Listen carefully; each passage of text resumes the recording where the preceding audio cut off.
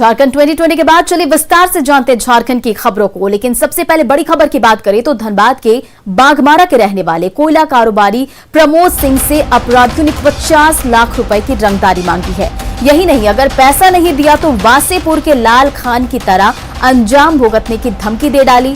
धमकी मिलने के बाद कारोबारी और परिवार दहशत में है। जिस शख्स ने कॉल किया उसने अपना नाम छोटे सिंह और शूटर अमन सिंह का भाई बताया। कारोबारी ने बाघमारा थाने में शिकायत दर्ज कराई है। फोन आया तो मैं उठाया तो उन्होंने कहा कि मैं अमन सिंह का भाई छोटे सिंह बोल रहा हूँ और मुझे 50 लाख रुपए की रंगदारी चाहिए। तो हम लोग किस लिए भैया?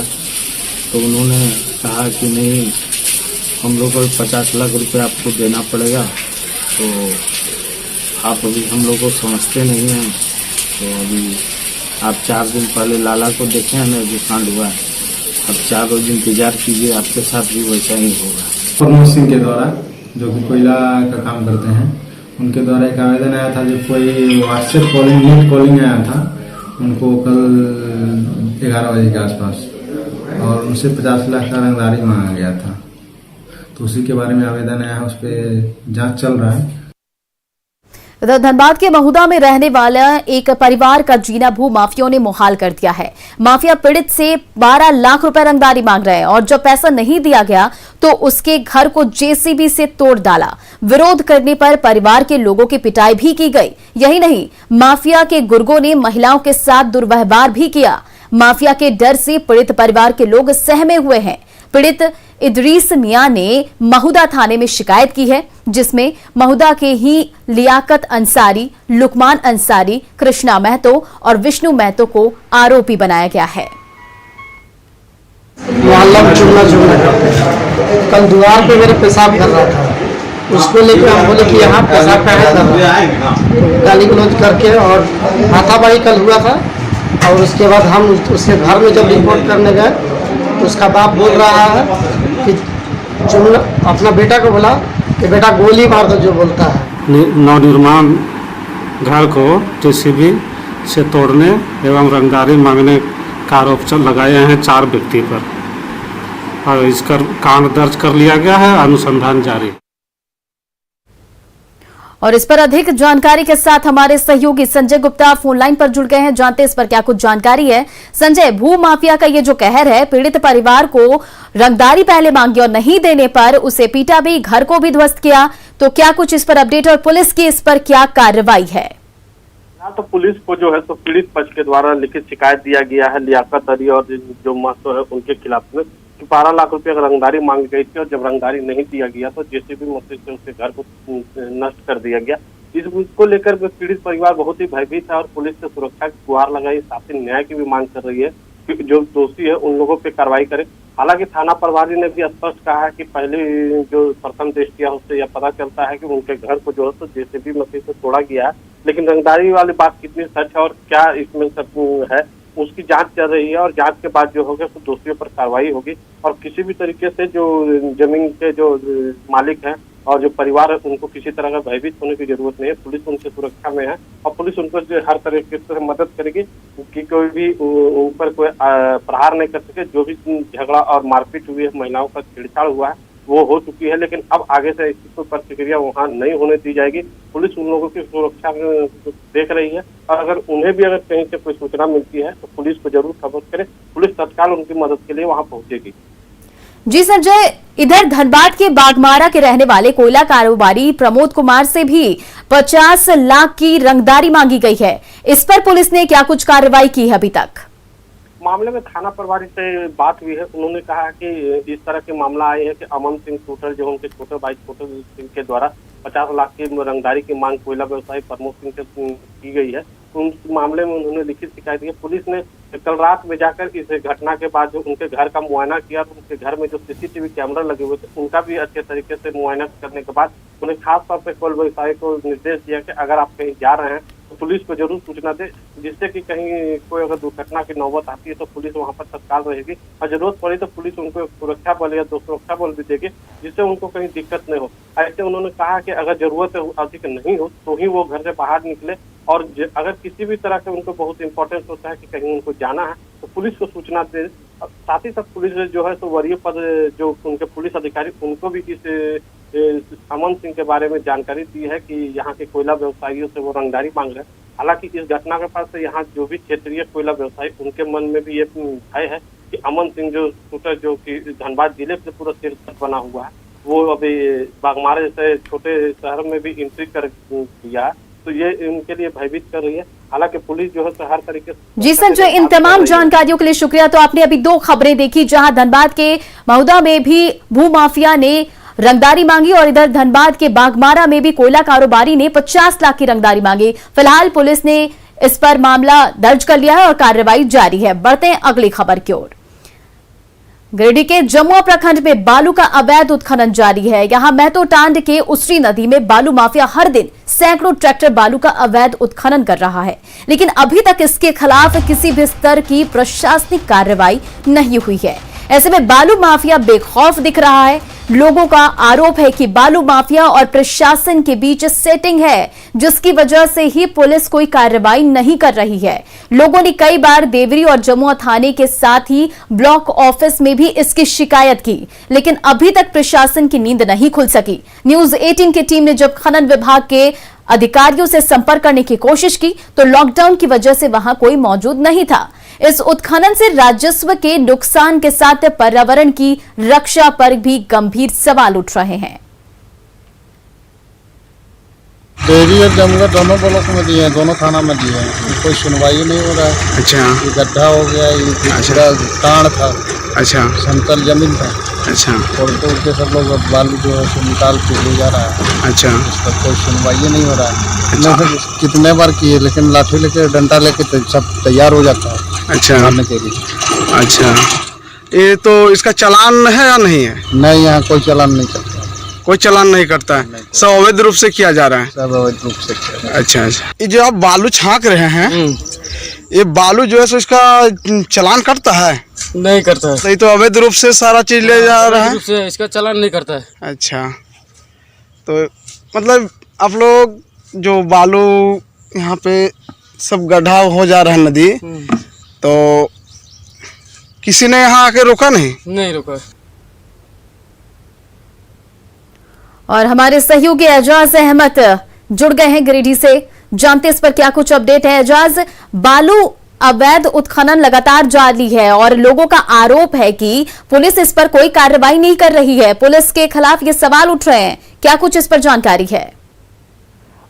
इस पर बेसिक जानकारी ये है कि पिछले 4-5 सालों से इसी तरह लगातार अवैध बालू का उत्खनन बालू माफियाओं के द्वारा किया जा रहा है, लेकिन अभी तक कोई भी ठोस कार्रवाई प्रशासन के द्वारा नहीं किया गया है और ना ही अभी तक उत्खनन विभाग की ओर से एक बार भी यहाँ आकर जायजा लिया गया है। जबकि यहाँ के आसपास के जो लोग हैं, ग्रामीणों का कहना है कि हम लोगों ने ब्लॉक में, थाना में जाकर के कई बार लेटर दिया है, देवरी प्रखंड में लेटर दिया है, जमुआ प्रखंड में जाकर लेटर दिया है, लेकिन अभी तक सिर्फ आश्वासन के अलावा कुछ भी ठोस कदम नहीं उठाया गया है। वहीं दूसरी ओर लोग ये भी बता रहे हैं कि यहाँ पे जो जमीनें थी ये बिल्कुल समतल थी और सिर्फ बालू ही बालू था, लेकिन जो बालू माफिया हैं लोग लगातार उत्खनन कर रहे हैं और खदान जैसा बना दिए हैं और बड़े बड़े गड्ढे भी देखने को मिल सकता है। लेकिन इसे लेकर के ग्रामीणों में खासा आक्रोश भी देखा जा रहा है। लोगों का कहना है कि अगर अब पुलिस नहीं आके कार्रवाई करती है इन बालू माफियाओं के खिलाफ, तब अब हम लोग आंदोलन करेंगे, हम लोग धरना प्रदर्शन करेंगे, क्योंकि ये लगातार इसी तरह कर रहे हैं और पुलिस वालों और प्रशासन और इन बालू माफियाओं के बीच सेटिंग गेटिंग है, जिसके वजह से आश्वासन जी एजाज, इन तमाम जानकारियों के लिए शुक्रिया। तो गिरिडीह के उसरी नदी पर बालू का अवैध उत्खनन जारी है। इस उत्खनन से राजस्व के नुकसान के साथ ही पर्यावरण की रक्षा पर भी गंभीर सवाल उठ रहे हैं। कोरोना पर जारी लॉकडाउन में बोकारो की चास पुलिस पर मनमानी का आरोप लग रहे हैं। इतना ही नहीं, पुलिस अधिकारियों की मनमानी सीसीटीवी कैमरे में कैद भी हो रही है। चास में एक पुलिस अधिकारी ने सड़क किनारे सब्जी बेच रही 2 महिलाओं से जबरन 2 लौकी उठा ली। दोनों महिलाएं चास मेन रोड दुर्गा मंदिर के पास शाम 4 बजे के बाद सब्जी बेच रही थी।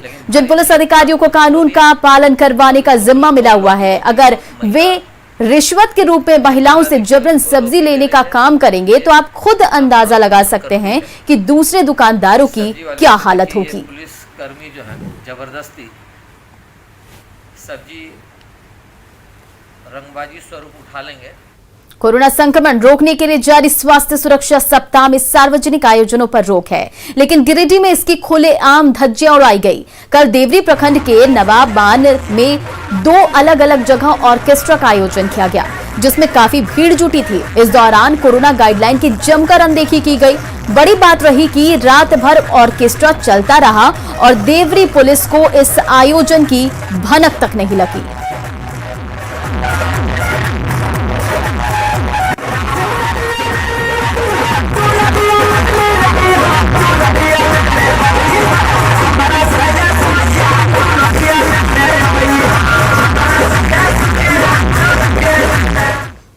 जहां जमशेदपुर में पिछले हफ्ते तक रोज 1000 के पार कोरोना केस आ रहे थे और रोज 10 से 15 लोग कोरोना से अपनी जान गंवा रहे थे, वहीं बारीडीह के हुरलुंग पंचायत के लुपुंगडी गांव में अब तक एक भी कोरोना संक्रमित केस नहीं मिला है, न ही किसी संक्रमित की कोरोना से मौत हुई है। और ऐसा संभव हो सका है लोगों की जागरूकता की वजह से।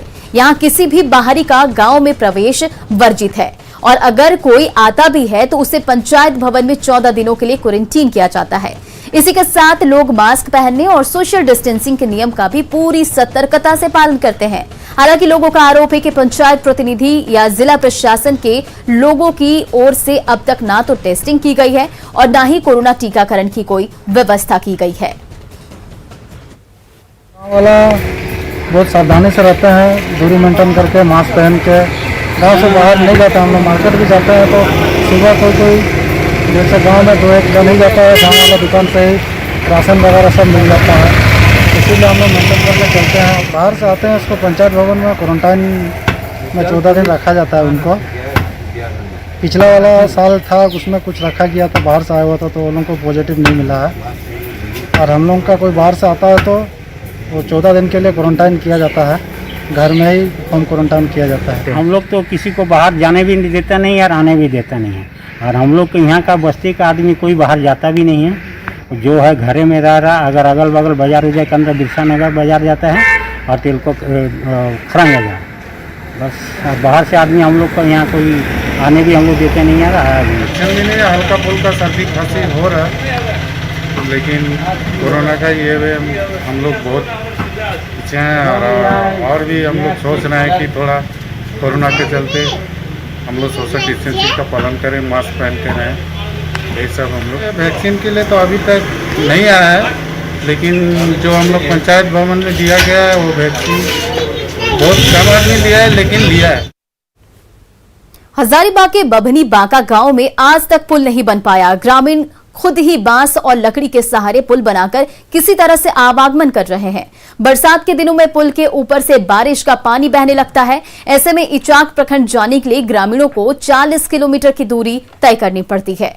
बरसात के दिनों में 5000 की आबादी प्रखंड मुख्यालय से कट जाती है। ऐसे में किसी की तबीयत खराब हो जाए तो भगवान भरोसे ही रहना पड़ता है। बाढ़ आ जाने पर हम लोग का इतना बड़ा समस्या होता है कि बाल बच्चा के भी बचाने के लिए बहुत मुश्किल होती है।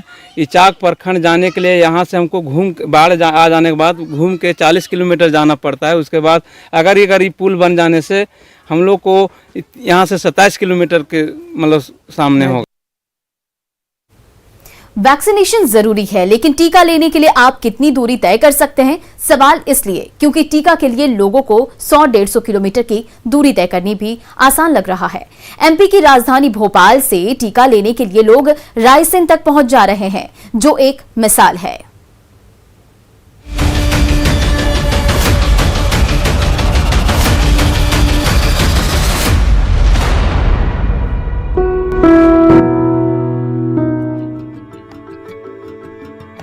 देखिए इस वैक्सीन सेंटर को, ये न तो किसी शहर में है न ही किसी जिला मुख्यालय में। ये तो एमपी के रायसेन जिले के एक तहसील उदयपुरा में है, जहां इन दिनों दूर दूर से लोग वैक्सीन लेने आ रहे हैं। चलिए सबसे पहले ये जान लेते हैं कि आखिर यहाँ कहां से लोग टीका लेने आ रहे हैं। उदयपुरा तहसील के 10% लोग आए, अन्यथा और भी तहसीलों के लोग आए, यहाँ तक कि भोपाल से भी लोग आए हैं। सिलवानी तहसील में बिघर्रा और जैठारी प्रतापगढ़ तक के लोग आए, बेगमगंज तहसील के भी आए, बरेली तहसील के भी आ रहे हैं और यहाँ देवरी से आ गए, जमुनिया वहाँ के भी लोग आ रहे हैं। बड़े शहरों से काफी दूर है ये, बावजूद इसके यहाँ वैक्सीनेशन के लिए मेला लगा है। यहाँ तक कि राजधानी भोपाल से लोग टीका लेने आ रहे हैं, जो कि यहाँ से तकरीबन 150 किलोमीटर दूर है। ऐसे में सवाल है कि आखिर ऐसा क्यों हो रहा है, आप खुद सुनिए। की तारीख में जहाँ स्लॉट अवेलेबल है वहाँ का हमने बुकिंग करा ली। डिस्टेंस से मतलब नहीं है, भोपाल में क्योंकि फुल हो गया था तो इसलिए हमने उदयपुरा मिला तो हम उदयपुरा आ गए।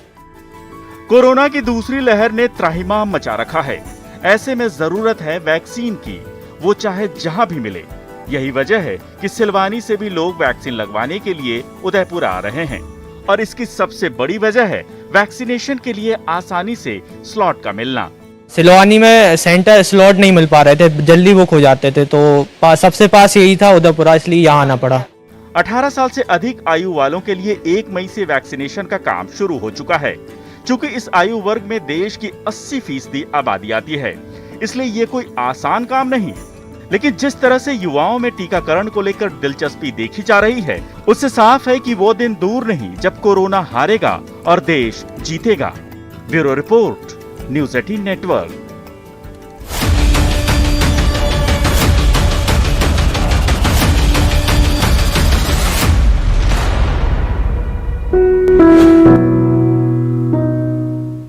फिलहाल जोहार झारखंड में इतना ही। खबरों का सिलसिला जारी है न्यूज़ 18 बिहार झारखंड पर।